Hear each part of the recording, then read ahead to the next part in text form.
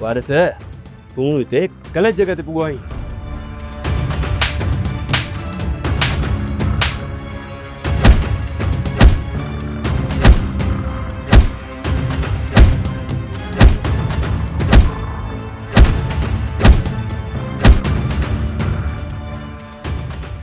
तुझी साह वारी रग मुझे मुठ में आहे ऐं जेकर तूं ज़िंदा रहण चाहीं थो ऐं ज़िंदगी जा चार सिज ॾिसण चाहीं थो, मां जेको बि कुझु तोखां पुछां उहो सच ॿुधा। फेरोज़ कूड़ हणंदे न मारियो वेंदे। मूंखे ख़बर आहे वारिस, तूं हिते जाबर जी जांच में आयो आहीं। जाबर हितां निकिरी वियो आहे। मूंखे ख़बर आहे त जाबर हिते वेही पंहिंजे मौत जो इंतज़ारु न कंदो। इहो सभु कुझु तोखे ॿुधाइणो पवंदो त हुनजो ॿियो ठिकाणो कहिड़ो आहे।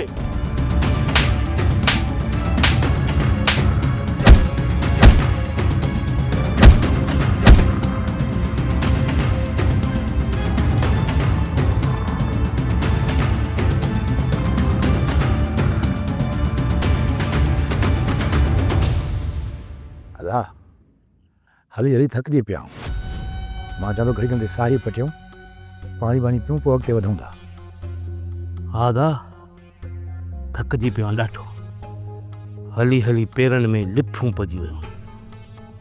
ॿ ढुक पाणी पियूं, उन खां पोइ वरी वाहन था गोॾे खे, ॾिसूं था कंहिं दोस्त खे। हिनमहिल त फोन बि नथा हलाए सघूं।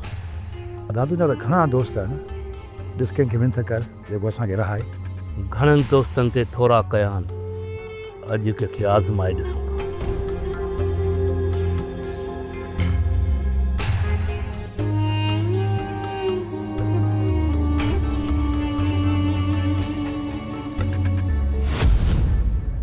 वारिस मां सच थो चवां, जाबर वारा मूंखे कोन ॿुधाया आहिनि कहिड़े तरफ़ निकिता आहिनि। लॻे थो त तूं ईअं न ॿुधाईंदे, वरी बि तोखे पादरनि जी ज़रूरत आहे।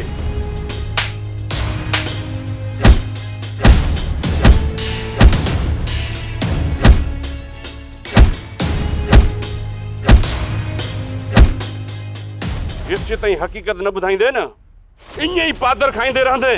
वारिस जेका हक़ीक़त हुई न त मां तोखे ॿुधाए चुको आहियां। जेकॾहिं तोखे यकीन न आहे न, पोइ भली मूंखे मारे छॾ। तूं असांजो मुजरिम आहीं। तूं मुखबिरी करे असांजे दुश्मननि खे पनाह ॾिनी आहे ऐं जाचूसी करे जाबिर खे सामन लाइ मारण लाइ मोकिलियो।